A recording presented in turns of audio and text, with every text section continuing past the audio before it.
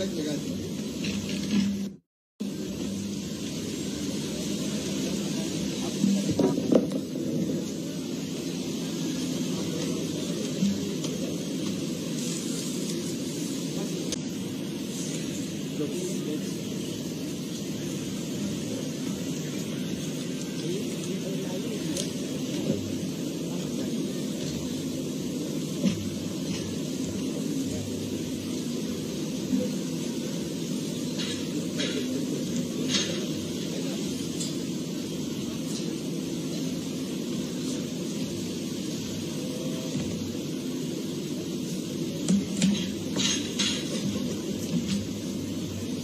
महाप्रबंधक जी का नाम क्या है?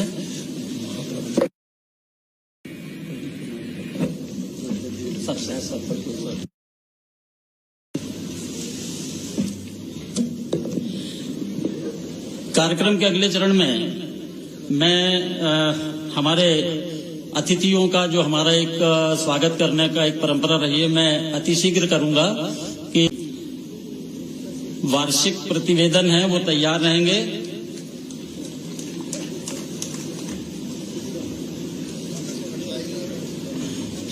हमारी इस पत्रिका का जिसका विमोचन माननीय अतिथियों के द्वारा किया जा रहा है, उसे डॉक्टर मुकेश तिवारी जी द्वारा, जो पूर्व कुलपति हैं पंडित शंभुनाथ शुक्ल विश्वविद्यालय शहडोल के, मैं मुकेश जी से आग्रह करूंगा कि वे तत्काल अपनी जो हमारे केंद्र की का प्रतिवेदन है, पत्रिका जो उपरांत नाम से है, उसको वो उसका विमोचन कराएं, शीघ्र लाएं। और मैं प्रकल्प परिचय के लिए आदरणीय अध्यक्ष जनजाति कल्याण केंद्र श्री एमएल साहू को आमंत्रित करूंगा कि वो प्रकल्प के बारे में संक्षिप्त में परिचय कराएं। पत्रिका विमोचन के साथ ही सभी करतल ध्वनि से स्वागत करें। ये हमारे ही क्षेत्र के कार्यों का प्रगति प्रतिवेदन है।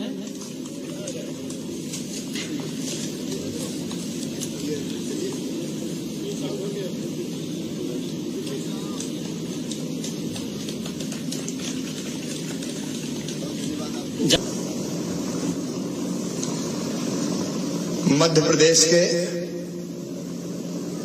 यशस्वी, कर्मठ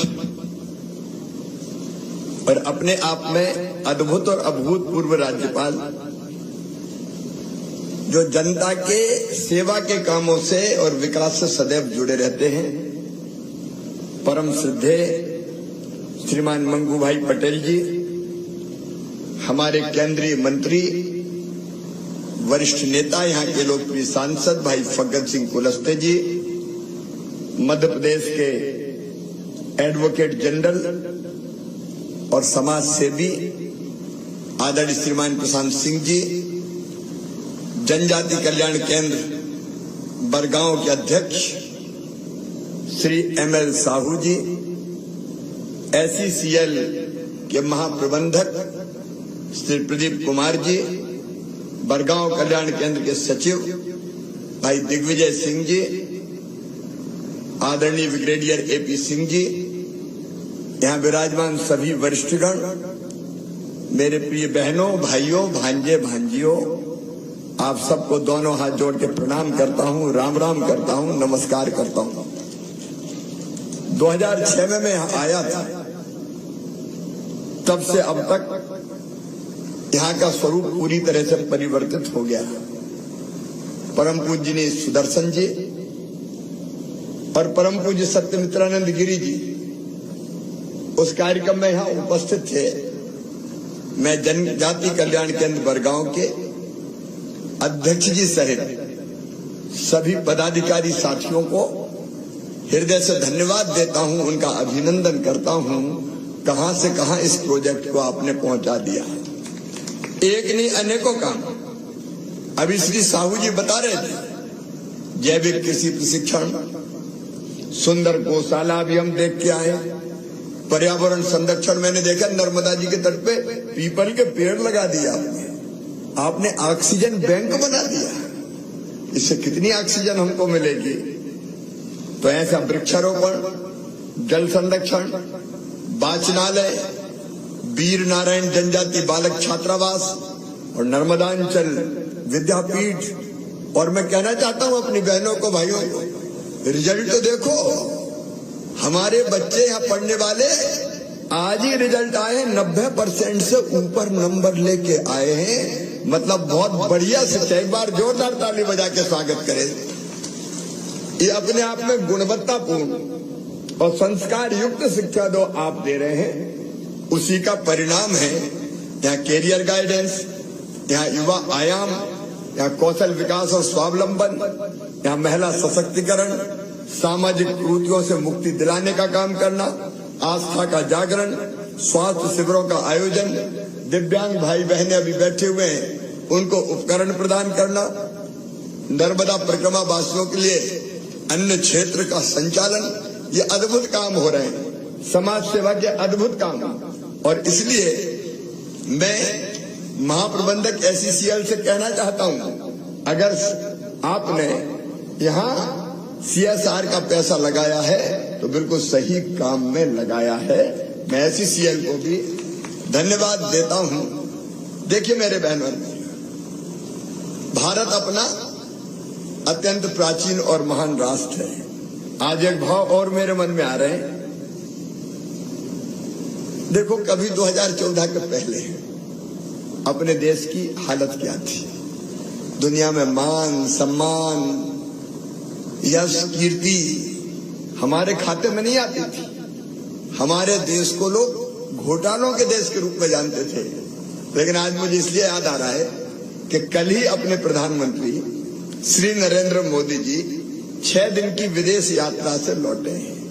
एक तो इस उम्र में 70 पार 18 घंटे निरंतर काम करना, कई राष्ट्राध्यक्षों से भेंट, 20 राष्ट्राध्यक्षों से भेंट, 40 से ज्यादा मीटिंग की। और मैं ये इसलिए कह रहा हूं कि आनंद हम सबको तब आता है जब हमारे प्रधानमंत्री पापुआ न्यू गिनी में पहुंचे तो एक संप्रभु राष्ट्र के प्रधानमंत्री झुककर उनके चरण पैर छूते हैं। सचमुच में ये अद्भुत, ये अभूतपूर्व है। आज तक ऐसा कभी नहीं हुआ। ये प्रधानमंत्री जी की समाज सेवा, राष्ट्र सेवा और दुनिया की चिंता जैसी वो करते हैं, उसी का परिणाम है कि भारत के प्रधानमंत्री जी के आज पैर छुए जाते हैं। और जब ये सम्मान मिलता है, अमेरिका के राष्ट्रपति कहते हैं आप बहुत लोकप्रिय हो, जो बाइडेन कहते हैं बहुत लोकप्रिय हो, ऑटोग्राफ दे दो। ये ऑटोग्राफ मांगे जा रहे हैं। ये अपने आप में सचमुच में अद्भुत है। ऑस्ट्रेलिया के प्रधानमंत्री कहते हैं मोदी इज द बॉस। ये ऑस्ट्रेलिया के प्रधानमंत्री कह रहे हैं। अभी 2 देशों ने अपना सर्वोच्च सम्मान प्रधानमंत्री नरेंद्र मोदी जी को दिया है, पापुआ न्यू गिनी और फिजी ने।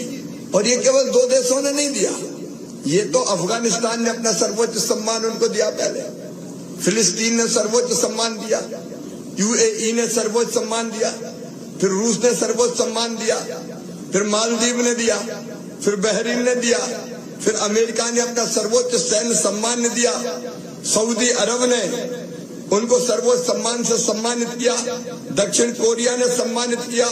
पर्यावरण के क्षेत्र में काम करने के लिए संयुक्त राष्ट्र संघ ने कहा champions of the earth award से नवाजा। PM मोदी को फिलिप कोल्टर प्रेसिडेंशियल अवार्ड से भी नवाजा गया। स्वच्छ भारत अभियान के लिए bill and Melinda Gates foundation की ओर से 2019 में ग्लोबल गोलकीपर अवार्ड से नवाजा गया। और विश्व ऊर्जा और पर्यावरण के क्षेत्र में बेहतर काम करने के लिए मोदी जी को इसी साल कैम्ब्रिज एनर्जी रिसर्च एसोसिएट पुरस्कार से सम्मानित किया गया। एसोसिएट ने global energy and environment leadership award से सम्मानित किया। ये मेरे मन में इसलिए आया अचानक कि आज ही मैं टिप्पणियां देख रहा था। ये सम्मान केवल प्रधानमंत्री नरेंद्र मोदी का सम्मान नहीं है, ये 140 करोड़ भारतवासियों का सम्मान है। ये अद्भुत, अभूतपूर्व और दुर्लभ है। और ये इस बात का प्रतीक है कि भारत कितनी तेजी से आगे बढ़ रहा है। दुनिया के देश अब भारत को अपना लीडर मानते हैं। और मार्गदर्शन के लिए प्रधानमंत्री मोदी से अपेक्षा करते हैं। उसी देश के इस क्षेत्र में आज मुझे प्रसन्नता है कि ऐसी संस्थाएं भी हमारे साथ हमारे बीच में।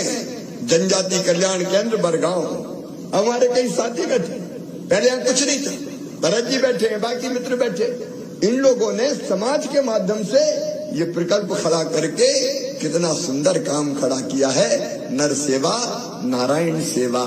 और इस क्षेत्र में जो विकास की दृष्टि से थोड़े पीछे रह गए, थोड़े नीचे रह गए, उस समाज की सेवा करने का काम मेरी माताओं बहनों और मेरे प्रिय भाइयों, कुछ लोग ऐसे हैं जो अभी भी समाज को तोड़ने का षड्यंत्र करने की कोशिश करते हैं। उनका काम है कैसे भी धर्मांतरण किया जाए, कैसे भी लव जिहाद जैसे कामों में कई जगह वो लगते हैं।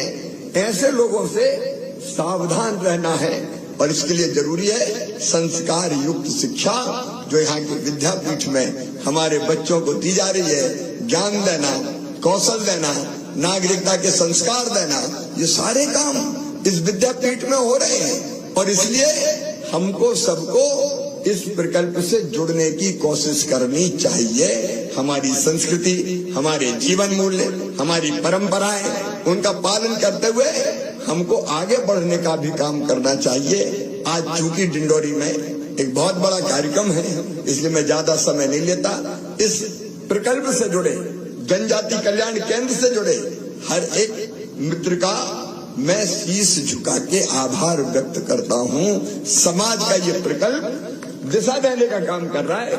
इस प्रकल्प में जो सहयोगी है उनको भी मैं धन्यवाद देता हूँ। जैसे SCCL ने अपने CSR की राशि से पैसे दिए और अभी अध्यक्ष श्री साहू जी ने बताया कि बाउंड्री वाल अगर और हो जाए, बाउंड्री वाल अगर और हो जाए तो यहाँ मामला और भी ये क्षेत्र संरक्षित हो जाएगा। और इसलिए बाउंड्री वाल का एस्टीमेट बनवाइए, बाउंड्री वाल की व्यवस्था यहाँ की जाएगी। अब हम कैसे करें हम तो छोड़ दीजिए, हम SCCL को पकड़े और किसी को पकड़े या हम करें वो काम हमारा है। लेकिन साहू जी आपने कहा है तो इतना अच्छा काम कर रहे हो, बाउंड्री वाल बनेगी और हर संभव सहयोग, क्योंकि देश बनता है ऐसी संस्थाओं से ही। सरकार के साथ अगर समाज मिलके बेहतर काम करे तो कितने जल्दी बदलाव आता है, इसका प्रतीक है ये हमारा जनजाति बरगांव का केंद्र। एक बार सभी मित्रों को फिर से बहुत बहुत धन्यवाद, प्रणाम, नमस्कार। सभी बोलेंगे भारत माता की। अरे इतना आवाज कैसे चलेगा, सब जोर से बोलेंगे भारत माता की। वंदे वंदे। जनजाति कल्याण केंद्र महाकौशल आयोजित कार्यक्रम में अपने बीच उपस्थित मध्य प्रदेश सरकार के मुख्यमंत्री और सदा सक्रिय, जिनके नाम से सभी मध्य प्रदेश कई बच्चों मामा मामा मामा करके बुलाते हैं, उनके साथ दौरा मेरा होता है। कभी कितनी बच्ची और अभी तो लाडली बहना के बेटी बेटा सभी के मन में एक पड़ा हुआ है कि हमारा मामा मुख्य पद पे है तो हमारे को कोई चिंता करने की जरूरत नहीं है। ऐसे मुख्यमंत्री माननीय शिवराज सिंह चौहान जी, केंद्र के मंत्री माननीय फग्गन सिंह कुलस्ते जी, जनजाति कल्याण के अध्यक्ष मनोहर लाल जी, प्रशांत जी, प्रदीप कुमार जी, दिग्विजय जी, सामने बैठे हुए सभी महानुभाव, अधिकारी गण, उपस्थित भाइयों बहनों, प्यारे बच्चों, मीडिया के मित्रों, यहाँ दो पूज्य परम पूज्य सत्यामित्रानंद जी और माननीय सुदर्शन जी का यहाँ उनके प्रेरणा से ये जनजाति सेवा प्रकल्प चल रहा है।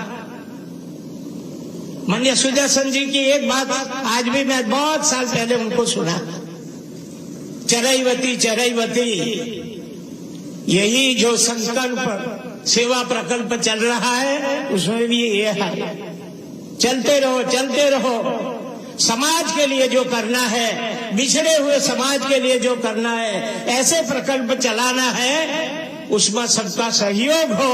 और देखो कितना विशाल कार्य में यहाँ बोला गया, 5 अक्टूबर में आया था, मगर तभी और आज में बहुत सी बढ़ोतरी हो रही है। आज भूमि पूजन भी हमारे हाथ से करवाया गया है। इसलिए मैं ये सेवा प्रकल्प करने जुड़ने वाले सभी लोगों को बहुत बहुत धन्यवाद देता हूं। तालियां तो बजाओ उनके लिए।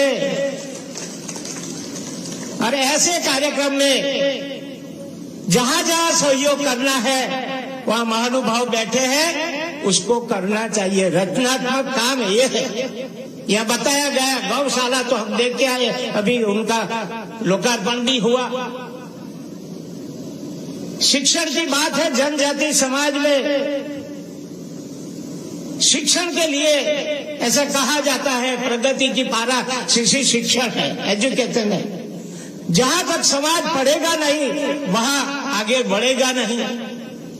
शिक्षण की एजुकेशन की व्यवस्था के लिए भी बहुत बहुत धन्यवाद है। एक आरोग्य की बात हुई, मेरी बात आगे भी जाना है इसलिए ज्यादा बोलना नहीं चाहता, मगर आरोग्य के बारे में मध्य प्रदेश सरकार ने एक बीड़ा झड़पा है, सिकल सेल नाम का। जनजाति समाज में जो सिकल सेल है, कई परिवार को भी मालूम नहीं है कि हमारे घर में बच्चे सिकल सेल वाले हैं, क्योंकि अनुवांशिक रोग है। अगर माँ बाप को होगा तो बच्चे में आएगा ही। उसमें डिसीज है जो गंभीर रोग है। मैंने मनसुख मांडविया जी केंद्र के मिनिस्टर जो हमारे साथ एक बार विधायक भी रहे, मैंने उनको बोला कि 100 साल में कोरोना आया, सारी दुनिया को हिला के चला गया, मगर ये ट्राइबल में ये कोरोना से भी खराब सिकल सेल है, वो अनुवांशिक है। उसकी जांच अच्छी तरह हो और उनकी दवाइयां हो तो कई बच्चे को, कई परिवार को हम बचा सकेंगे। ये यहाँ के लोगों को भी आग्रह करता हूँ, और काम भी कर रहे हैं। मेरे पास आगे आए थे, तभी लेके भी आए थे कि हमने सिकल सेल की भी जांच किया, मगर अभी मध्य प्रदेश सरकार ने 20 डिस्ट्रिक्ट में जांच और दवाइयां देने का, मुफ्त दवाइयां देने का और जांच करने का बीड़ा झड़पा है। उसकी ज्यादातर सरकार की योजना का लाभ लेकर एक भी आदिवासी परिवार बिना जांच रहे नहीं, ऐसा प्रयत्न करना चाहिए। माननीय प्राइम मिनिस्टर का ये बात अभी हुई, सारे दुनिया में जाते हैं, कैसा भारत का नाम, कितना सामर्थ्यवान भारत बन रहा है, मैं समझता हूँ। और यही सब बैठे हैं, यही विचारधारा से हम सब तैयार हुए हैं। आज भारत माता की जय जयकार विदेश में भी हो रही है।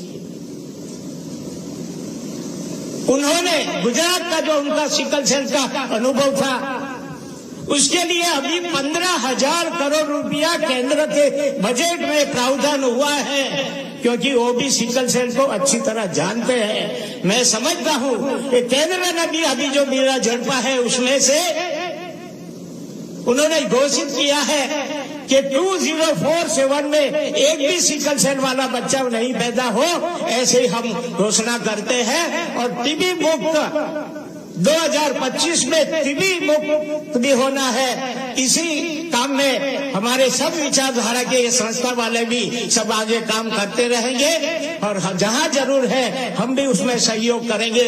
इसी अपेक्षा के साथ मैं मेरी बात पूरी करता हूं। आभार। भारत माता। करेंगे। माननीय मुख्यमंत्री महोदय को प्रतीक चिन्ह भेंट करने के लिए मैं श्री नितिन तिवारी, डॉक्टर CS भवेदी जी को आमंत्रित करता हूं। प्लीज तत्काल आए। मुख्यमंत्री साहब के पास, माननीय राज्यपाल साहब के पास समय का अभाव है।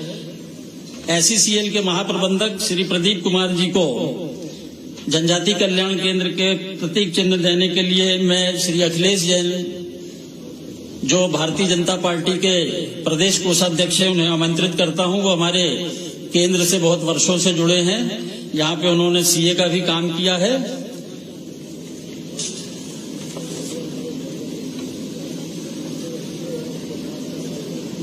आदरणीय फग्गन सिंह कुलस्ते जी को प्रतीक चिन्ह प्रदान करने के लिए मैं श्री ज्ञानेंद्र सिंह एवं श्री राजेश जैन, जो हमारे वर्तमान में